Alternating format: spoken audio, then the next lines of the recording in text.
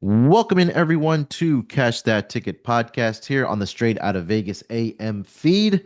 Friday, July the 10th, 2026, here to wrap up the week of baseball betting. We'll get into the card here on Friday, of course, and we'll get to our next, NFL win total, which will be the Dallas Cowboys for this episode. Unfortunately, coming off of an 0-2 best bet podcast, like I've always said, we'll celebrate our wins and we'll take it on the chin when we do lose our bets here. We're always just transparent, at least on this podcast. Not sure about many others there, but it's been a little bit shaky over the past couple of weeks, especially for myself. But I mean, I was mentioning this to Uncle Dave offline that maybe the break can't get here soon enough, just to kind of hit the reset button and get ready for the second half of the season. But hopefully we can close out the week, more importantly, with some winners as well. So hope to do that to close out the week. But joining me as always to help me break everything down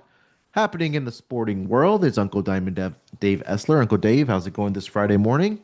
Yeah, it's going all right. I hit my client's best bet last night with the Brewers in the first five, which is always nice. But I also hate losing the free one on the I forget even what it was. I love to forget losses, if you will. But I take them just as seriously as the client bets because it's my brand, right? So yeah, I mean, it's all good. I like my chances with Matt Fitzpatrick. I gave that out yesterday. He's sitting in second right now. He's done for the day. I like Sleepy's chances with Rory. Said that yesterday. If somebody could get off good on Thursday in the afternoon in the wind, they'd set themselves up nicely. And he's off to a good start today. So I'm hoping we cash that ticket and off we go onto a weekend. So I'm in a good place. I think we're going to do well today. Yeah, I think there's always good to have positive momentum, some good juju, whether it's in baseball or in other sports that you're winning at. Maybe that juju carries over to the sport. But so I was mentioning these to you, and I said Thursdays are.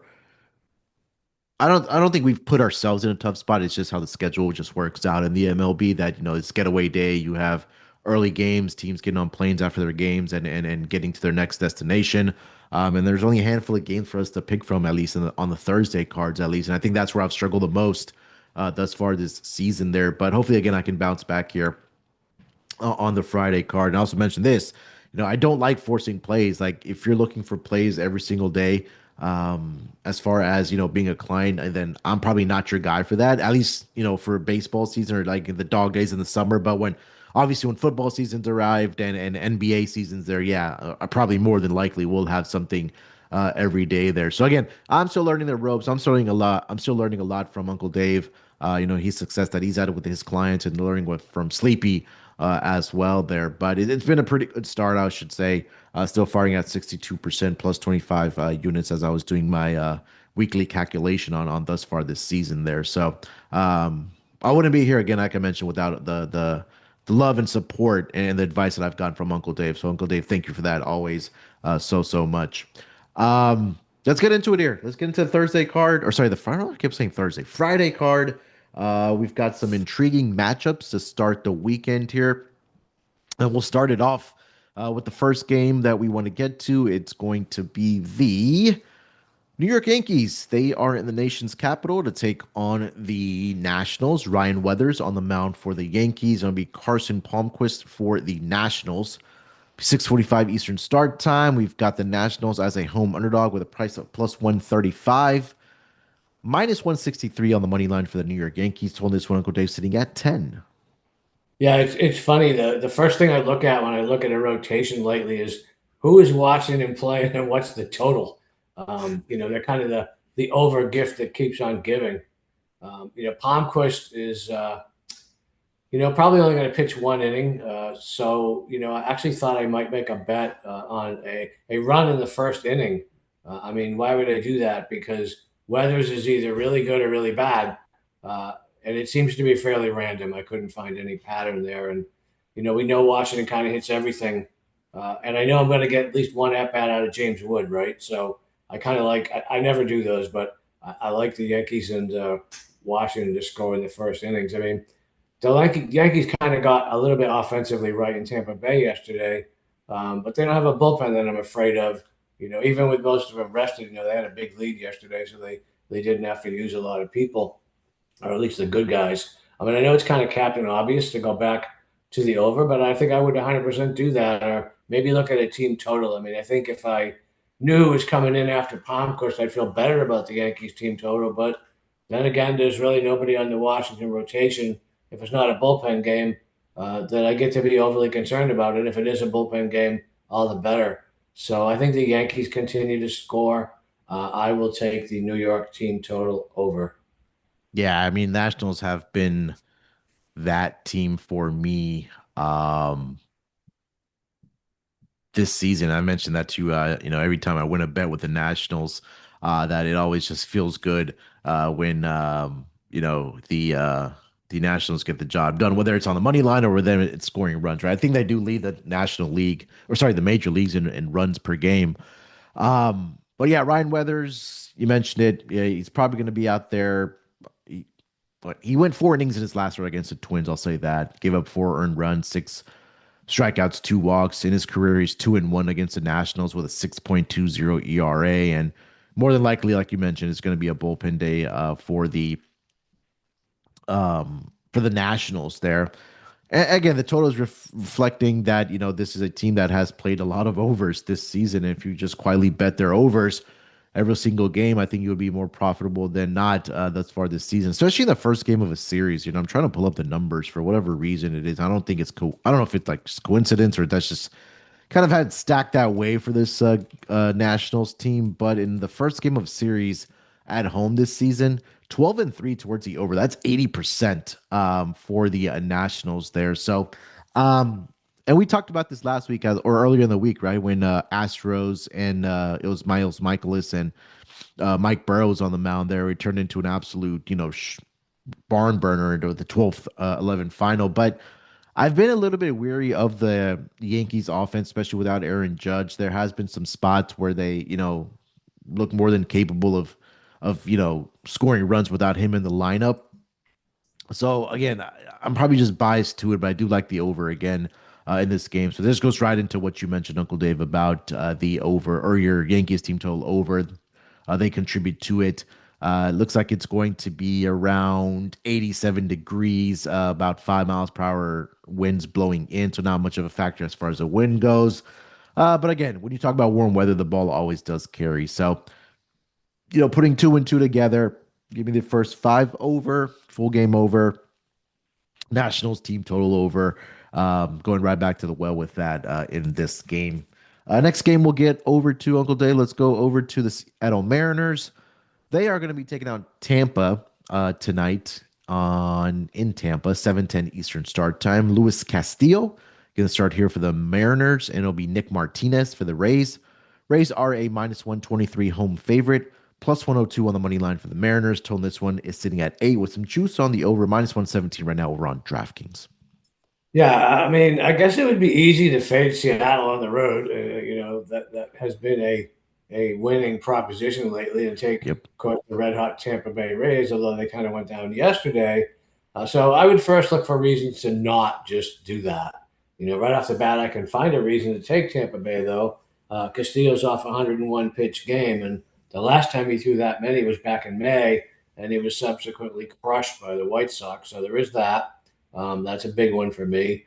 There's also the fact that Tampa Bay hasn't seen him, so I would have to assume, without looking, that probably back then the White Sox hadn't really either. It's not a familiarity. And Seattle's seen quite a bit of Martinez from his days with Texas, but that was a while ago, right? I Yep. mean, when I look at Martinez's stats, I mean, I really wonder why he hasn't been hit harder. He's a big time fly ball pitcher. He's not going to strike out a lot of people. But there's kind of no way I can take Seattle. But there's a good chance I can get behind this over, even in this stadium, which is always hard for me to do. As I said, I think Castillo gives some up, but I can't get to Seattle. I mean, it's almost like the do theory. It's tough. But I think Martinez is going to give some up. So I'm going to go ahead and take the over. The market agrees. It would have been great to have gotten that at 7.5. It's 8. but it's 8 for a reason, and I think that game goes over the total.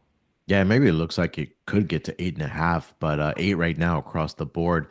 Nick Martinez has faced, you mentioned him being with Texas so long ago, but he has made consecutive starts in the last two seasons against this Mariners team when he was pitching for the Reds in 2024 and 2025. And combined in those two games, eight and two thirds, 10 hits, four earned runs he's given up in those spots, career record of 0 and 4 against the Mariners there. And like you mentioned, like Castillo has just fallen off a cliff ever since he came over to the Mariners. I mean, he was in Cy Young conversations when he was pitching with the Reds there, but um, hasn't been good at home. Hasn't been very good on the road either. 2 and 4, 4.40 ERA.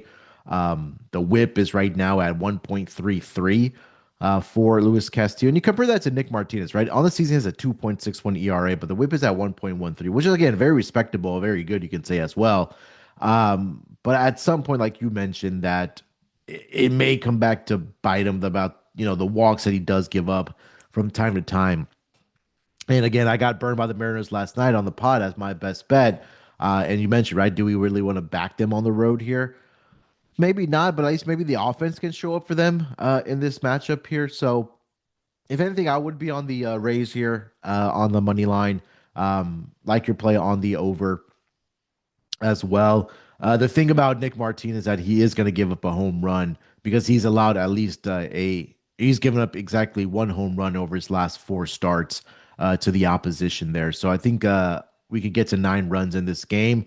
But I do think the Rays offense, who has been, hitting the ball well, I think they, can get to about 5, maybe in 6 runs here, and you're not sweating this over in this game. So Rays in the over would be the look here as well. Let's keep it moving here. Let's get over to the Cleveland Guardians. They are in Miami to take on the Marlins. Parker Messick gets to start here for the Guardians. It'll be Sandy Alcantara for the Marlins. Marlins are a -120 home favorite. Even money, +100 on the money line for the Guardians. Total this one, Uncle Dave is sitting at heavy juice 7, -126, but looks like it's on the move to 7.5. Yeah, I mean, the overnight money kind of came in on Miami, which I guess you would expect, right? I mean, because like Tampa Bay, they're winning. And, as we mentioned yesterday, Miami has the second best home record in the National League. And, Yep. but here I go again with pitch counts. I mean, I'll beat it to death. I'll die on that hill. Messick threw over 100 last time out. And it was impressive that he shut down the White Sox 2 times in a row. He did that 2 weeks, two times in 2 weeks. So he gets kind of bonus points for that he didn't fold in the rematch. But it's not the first time he's thrown that many pitches. He's done it twice this year, and both subsequent games he wasn't spot on. Now he didn't get crushed, but he gave up a few runs and a lot more hits than he's used to giving up. So I'm not sure. I won't be on Miami. And, Alcantara, well, he had been feast or famine. I mean, but he is always someone that throws a ton of pitches and doesn't pitch deep, right? He walks people. The only Guardian that's seen him is Rhys Hoskins. So you would kind of think he has an early advantage, but he's such a high variance pitcher, it's hard to be confident with much of anything. I would think I would have to look at the first 5 under because Messick doesn't usually get crushed. And I guess I'll give Alcantara the benefit of the doubt because it's the Cleveland offense, which has been marginal at best, and they haven't seen him. So I guess if we get even the mediocre version of both pitchers, it'll stay under. So I'll go with first 5 under, but I do like an in-game over if it's starting a little sluggish because I do think there will be runs scored there later. So if I'm making one bet, I don't want to do the auto Miami thing, which may be the right side again because Messick threw a lot of pitches. So it's kind of first 5 under is 1 and 1A would be the fish. Yeah, I talked a lot about Parker Messick at the beginning of the season, who had gone off to a red hot start for the Cleveland Guardians. They had won his first 5 starts, and he was pitching very, very well for this team. And that's regressed at least over his last 6 starts, or I should say 7 starts, because the Guardians have lost 6 out of the last 7 starts that he's made. And yeah, he's given up the earned runs as well, but he's also hasn't gotten the run support, and that's kind of been the theme for the Cleveland Guardians. I want to say they're going to get Jose Ramirez back here soon. If they've already gotten him back, because I did see a note that he was starting, um, to take some swings again, and that he wasn't too far away from coming back for this Guardians team. I don't think he played in the last game. No, he didn't. So, um, we've talked about Sandy as well. He's coming off of a start where he went 8 innings, 1 earned run, 8 strikeouts, 1 walk against the A's. And he's been pretty good at home, I want to say as well. Looking at his home and road splits, yeah, 9 starts, 4-2 with a 3.19 ERA. Um, he's only given up 3 home runs at home this season at 59 and 1/3 innings pitched. And compare that to the road, he does have a winning record, but a 4.76 ERA in that span there as well. So I could see a pitcher's duel in this one, Uncle Dave. The Marlins have also won. Let's see here. I know at least his last 5 starts that he's made, but yeah, the Marlins have not lost a start that Sandy has made since the start of June. They won every single start that he made in the month of June at 6, and then they also did win, as I mentioned, against the A's there. So, um, this team is exciting to watch. So with all that being said, even though Parker is my guy, I'm gonna maybe do a deep dive on your angle of pitchers coming off of a start where they've gone 100 pitches. I think there's something to that. But yeah, I do like the Marlins side of things here. Marlins on the money line. Gun in my head for the total. I'd agree with Uncle Dave here. If you're able to find that 7.5 out there, or at least the first 5 innings, maybe a fours out there, I wouldn't be opposed to that on the total either. Next game we'll get to, Uncle Dave, NL Central, excuse me, battle between the Chicago Cubbies. They're in Cincinnati this weekend to take on the Reds. To be Shota Imanaga for the Cubs today, and it'll be Hunter Green for the Reds. Reds are a -102 home underdog, -118 on the money line for the Cubs. Total on this one is sitting between 9 and 9.5. Yeah, I mean, the overnight market seemed to kind of flip. The Reds opened as slight favorites to now the Cubs are. And so I would look at reasons to try to take the Reds and not just following like a lemming. That seems to be, a thing a lot of touts might do without really looking into the game. I mean, it's no secret Green was torched by the Orioles when he came back from the injured list. So, I guess one would maybe conclude that because the Cubs have seen a ton of them, they would do the same thing. And so I look at my reverse regression strategy holds true. The Reds are due to beat on Shote. I mean, he shut him down big time back in May. Then again, the Reds bats have been kind of quiet lately. They scored 6 runs in that 3-game series at home against the Phillies, 5 of them in one game. Cubs are a little bit of a travel disadvantage. Obviously, haven't played in Baltimore yesterday.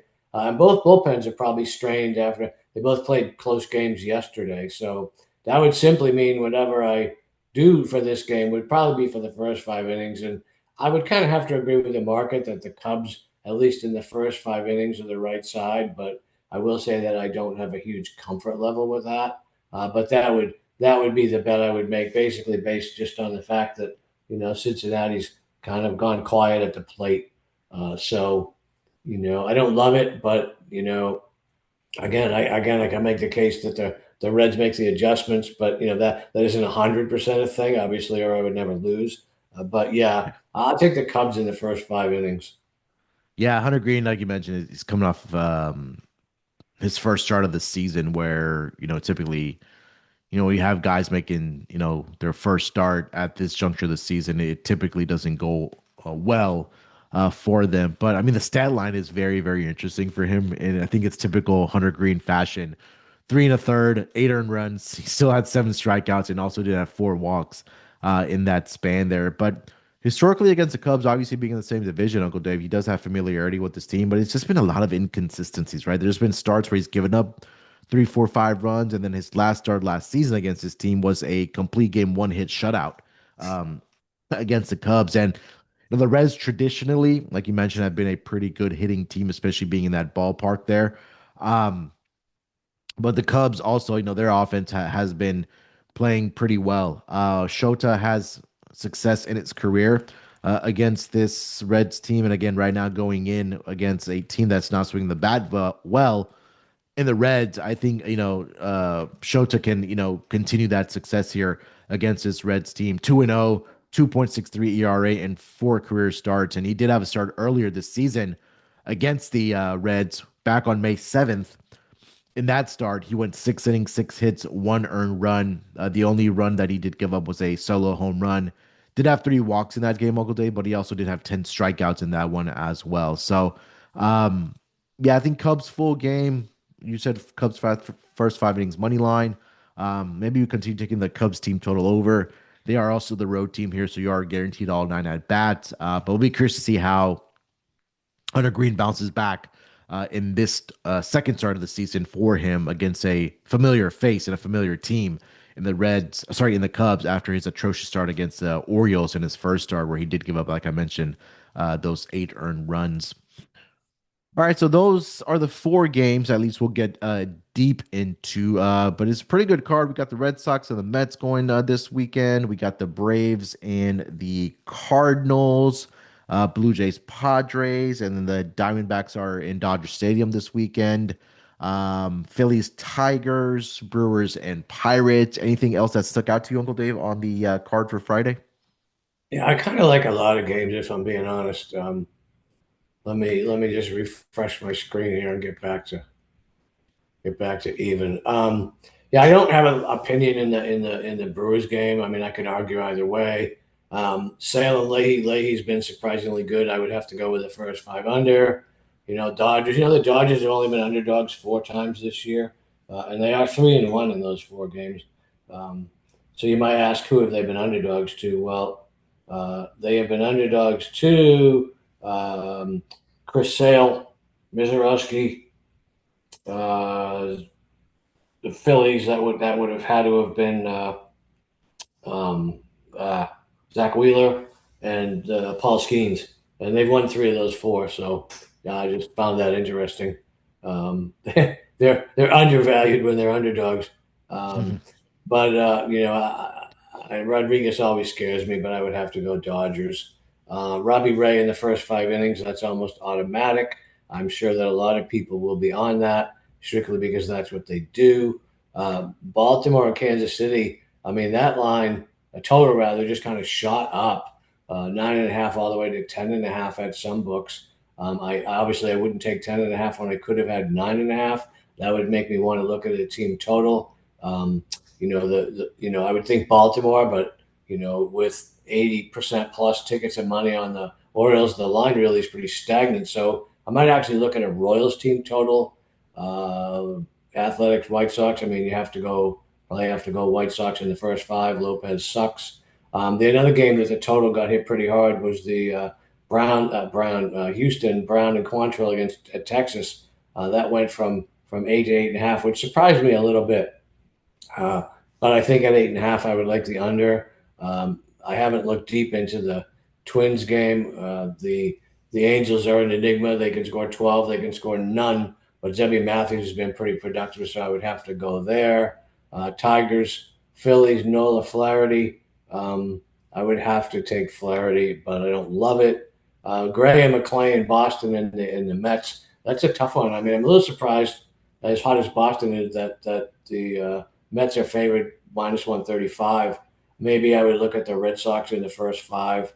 Another game that the total went nuts in, the Blue Jays in San Diego. Total went 7.5 to 8.5. Obviously, at 8.5, I like the under. And maybe they think Sears is going to do what everybody thought he was going to do last time. I think we faded him, and he showed up because I don't think Bieber's going to give up a lot. But yet, the uh, the game itself is like, everybody's obviously on Toronto, but the market is staying solid on San Diego. So if I was going to look at a total, it would have to be a team total. And perhaps I would look at the Padres team total. You'd probably get a 3.5 on that. But again, that's a game that's got some yellow flags all over it. So I don't have a huge confidence level there in what I'm saying. I'm kind of talking as I'm thinking and reading here. Yeah, you mentioned Chris Sale. That was the other one that jumped out to me as well. Really has been flying under the radar for the for the Braves. Thus far this season, 9-6, 2.27 ERA. I'm not going to go through all the numbers, but he's been very, very good. Career numbers have been very good against the Cardinals for him as well. So I think that's one whether you want to go first 5 innings run line or full game run line for the Braves against the Cardinals. We mentioned the Dodgers and the D-backs. I know Eduardo Rodriguez has been very, very, very good at home this season, but the numbers, aren't there on the road. Be curious to see how he's done against the Dodgers in his career there. And again, another part of it is waiting to see if Otani is going to be in the lineup because earlier this season, at least, he was when he was pitching, they weren't putting him in the lineup and things like that. So well, Rodriguez has still been good on the road, 2.83 ERA. Compare that to a 1.89 at home there. So historically has been okay against the Dodgers. But that was probably the other two that I was looking at. I think the total got away from me a little bit in that Angels and that Twins game. I want to say it opened around 9. I'm starting to see, 9.5s out there. First 5 innings over in that Angels and the Twins game. Um, but yeah, that's pretty much it. And we got to the other games there as well. All right, so that's the MLB card for the Friday schedule. Last weekend of games here before we get to the All-Star break. Before we do get over to best bets, again, just want to remind everybody, sorry, not best bets, or our NFL talk.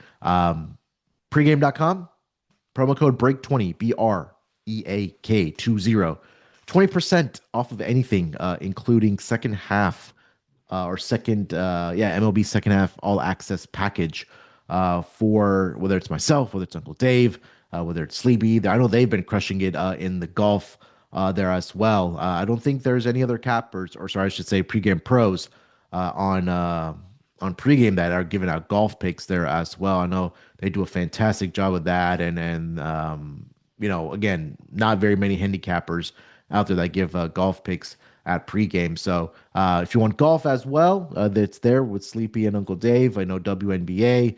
I'm going to dive into that as well. But it's a great time for you guys to get on these the subscription packages because I've said this and when I put on my daily messages, right, that I have plays that I send to client that are not up for sale every single day as a daily best bet. And that's just the choice that I've made, at least, as I kind of get my feet wet here and learning the process here. But Uncle Dave, I know he does it consistently every single day. I know Sleepy does as well. They've had a ton of success. So whether, again, like I mentioned, it's Sleepy, whether it's Uncle Dave, whether it's myself, whatever your heart desires, you can get 20% off of any subscription package right now over at pregame.com. It does expire very, very soon, so I wouldn't wait. And again, 20% doesn't come around very often there. So, but make sure you use that promo code BREAK20. It's a great way to support us individually. It's a great way to support the podcast here. And again, if you want us to continue coming through your airwaves or ear holes for this podcast and make us look good in front of the brass, do us a favor. Use that promo code BREAK20, BREAK20 over at pregame.com. All right, Uncle Dave, let's get into our next NFL win total. That is going to be the, should I say hated, Dallas Cowboys, quote unquote, America's team. They come into this year with a win total of 9.5 for the upcoming season. Last year, this team did finish with a record of 7-9-1 in the NFC East there. They had a point differential of -40. And of course, the continued story for this Dallas Cowboys team has been over the past couple seasons of how bad their defense has been. They gave up a whopping 511 points last season, which I believe was the most in the entire NFL. There was only 2 teams last year, Uncle Dave, that gave up more than 500 points on defense. The Dallas Cowboys was one, and the other team was the New York Jets, who gave up 503 points. We know what they can do offensively, right? We'll talk about that momentarily. But at home, 4-3-1 was their straight up record. They did struggle on the road last year, where they only posted a 3-6 record. They were good in the division last year, 4-2, and then the conference is where they struggled as well at 4-7-1, Uncle Dave. But we've talked about this NFC East division. We talked about the Giants. But what do you think about this Cowboys team coming into this upcoming year with a win total of 9.5? I'm gonna get out there and put my nuts in the sling. The same way I feel about Dallas at the beginning of every year, unless and until Jerry Jones leaves, they're probably going to struggle. I think for real, with the talent that they've had over the last whatever decade, 20 years, if they would have had, say, a Kraft or a Rooney or somebody that would have just, or DiBartolo's or somebody that Georgia Frontera, whoever, somebody that just owns the team and pays a good coach to coach the team, they would have probably won three Super Bowls. I mean, it's mind blowing how many press conferences Jerry Jones does in his radio show, and how many owners do that? Like none. No. I think it's a real problem. And I look at last year and how many games they won. And Dak Prescott kind of had a career year, right? I mean, in 2021 he kind of went off too. But if Dak Prescott can have a career year, he threw for over 4,500 yards, and yet Dallas can win 7 games. Um, what's got to change? Well, you mentioned it. It's clear their defense. So what do? They hire Christian Parker, and I don't know a lot about Christian Parker. I mean, other than what really qualifies him to be in this position. I mean, he's kind of been a defensive analyst with, in college. I mean, he was with some good programs, Notre Dame and the Aggies. Um, but he's also been a defensive backs coach, a defensive coordinator for Dallas. I think that's a big leap. I mean, he was the passing game coordinator and defensive backs coach at the same time with the Eagles last year. I mean, that's just, I don't see the pedigree that qualifies him to turn that defense around. Now, I'm not saying he can't. I just think I would have been able to find somebody better. And I think I would have been able to find somebody better to coach. I mean, Brian Schottenheimer, what has he really done? Nothing. He's supposedly an offensive coordinator, but he hasn't taken anybody to the promised land, and yet, um, I'm just going to say it. I mean, I think he is where he is because of his father. I mean, there's no way somebody with that pedigree, without that pedigree, gets these chances. And he's had a lot of them. I mean, he's been with about 8 or 10 different teams. So I don't know. I think I look at him as another puppet. He's another guy that's just going to go out there and do what Jerry Jones says, which is all they've had since they got rid of Jimmy Johnson. So my rant on the Cowboys is over. Offensively, I mean, they can score with the best of them. I mean, but I kind of also wonder, picking up uh, Javante Williams. I'm not so, I mean, he had a career year last year, right? I mean, you look at what he did with Denver. It was nothing even close to that until he gets to Dallas. Now, granted, Dallas has better pieces around him than he would have had in Denver, but 250 carries is a lot. Can he duplicate 1,200 yards? Maybe, but if Prescott throws for 4,500 and your running back runs for 1,200 and averages almost 5 yards a carry, and you still don't win, don't finish 500. Okay, that says your defense, right? So look at the defense, and again, the guy they hired to run it, I'm not sold. Um, their secondary is like a huge weakness.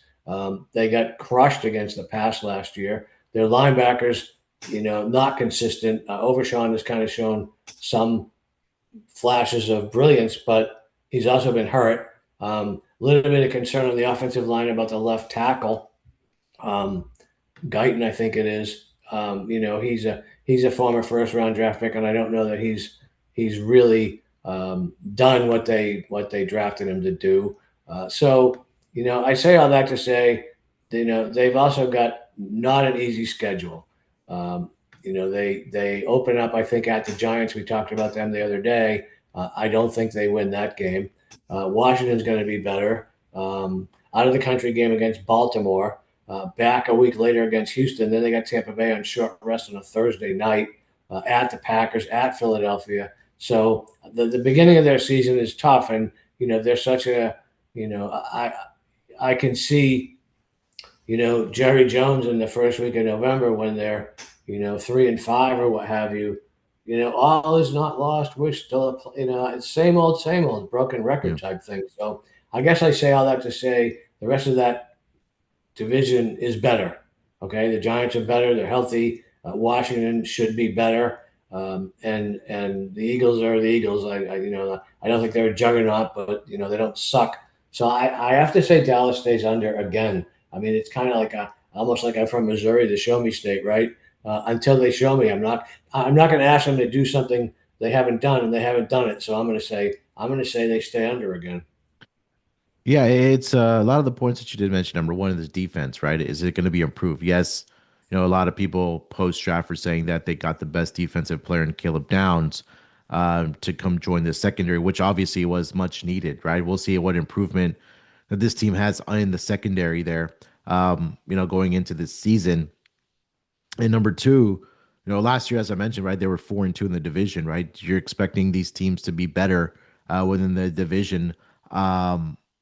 And the schedule, which is very tough. They have some winnable games at home, right? They get Tennessee at home, they get Tampa at home. Um, you get obviously your division games, three at home. You also get Arizona, as I mentioned. So that first, like you mentioned, that first 8 weeks, first 7 weeks is going to let us know where this team is at right now. For this Cowboys team, and like you mentioned, week 4, the Texans. That's a game. At least I know that at least the Texan side of things, take very seriously because it's bragging rights within the state. At least for recent, right? I know that Cowboys can flaunt and tout their Super Bowls that they've won. But that's an in-state rivalry right there between the Texans, and it's a home game, so I'm expecting the stadium to be packed for sure for that game. And then having to go to Green Bay, I think the only benefit for them there is that it's in October and it's not in December. For the Dallas Cowboys, same thing on Monday night going into Philly in October. Still will be cold there, but then you got to go to Seattle before your bye week, and their bye week is until week 14. And coming out of their bye week, you got to go face the Rams, right? And then you have the Jacksonville Jaguars at home. And then you're finishing up with two division games against the Giants at home, and then going on the road to face the Commanders there. So I know the offense is going to be okay. Obviously, when Dak Prescott is there, and you still have CeeDee Lamb, a healthy CeeDee Lamb, and George Pickens with the year that he's coming off of. But at the end of the day, you still have to stop somebody. You can score 35 points, but if you're giving up 38, you're not going to win very many ball games. And again, as I mentioned, one of two teams last year that allowed 500 plus points on the season, them and the Jets. So um, I think this is a 9-win team. I think they go right under this win total of 9.5. Wouldn't be surprised if they do go 8-9, and there's some more changes that come next offseason for this Dallas Cowboys team. And who knows if George Pickens is still even around when we get to the trade deadline for this upcoming season there. So at least I know I have faith in the offense, and I'll continue betting their overs, Uncle Dave, from a game to game perspective, because I know their offense is going to contribute, but the defense is where we both have questions about this team there. So that'll be something I'll be looking out for, especially in this first 4 to 5 weeks there, and seeing where this defense is at, or even through the first 6 weeks, because again, you got to go to Green Bay and face Jordan Love and that team there. So under for me, I think this is a 8-9 win team. For this upcoming season. Any closing thoughts on the Cowboys? No, I think I ragged on him enough. I 100% with you. And my father always said, if you don't have anything good to say, don't say anything. So no. All right, so that is the Dallas Cowboys. That'll wrap up our NFL win total on the Dallas Cowboys, and we'll get back right to the next team on our list.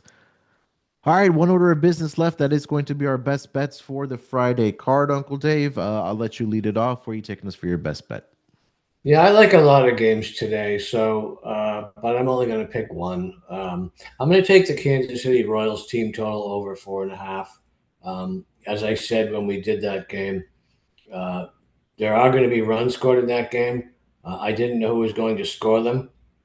But everybody loves Baltimore, and yet the market is still sitting there stagnant. So I think it's going to be the Royals. Baltimore bullpen is nothing I'm going to worry about. Brandon Young has is coming off of a, let's say, forgettable start.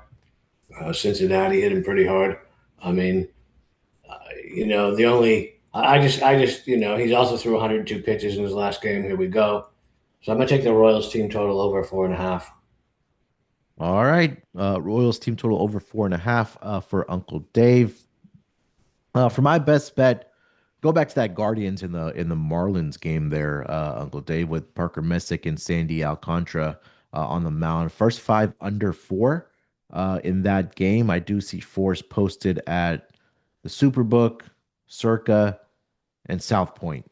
So there are fours out there available, and some of the other books like DraftKings and FanDuel, they have a heavy 3.5 -145. So that is going to move to four as we progress through the day there. So multiple places that does have a four. Talk a lot about Parker Messick. Yes, he is coming off the game where he did pitch, had 100 pitches there. Um, but as I mentioned, he's been very, very good, and I think that lack of run support has kind of been the demise over the last seven starts, where the Guardians have lost six of those games when he has started. But again, I was a fan of him when he started the season, where he's pitching very well, and maybe the tides turn for him in the month of July and going forward, and before the All Star break here. So, and Sandy's again record and his stats speak for himself. Marlins have been a very good home team this season. We've mentioned that, but I do think that he can shut down this Guardians lineup. So I'm hoping that it's very boring, a very pitcher's duel in the first five innings. Maybe it's a 1-1 game at the end of five, and we get to the window that way. But first five innings, Guardians and Marlins under four would be the best bet for me on this podcast for the Friday card. And that, my friends, is going to do it here for this edition of Cash That Ticket podcast. Uncle Dave, anything else for our listeners before we get our weekends rolling? Um, Zebby Matthews. Hmm. Yeah, we love Zebby. At home, he's been beast mode. So I'm gonna throw you in a little bonus pick there. I mean, Grayson Rodriguez has been horrible.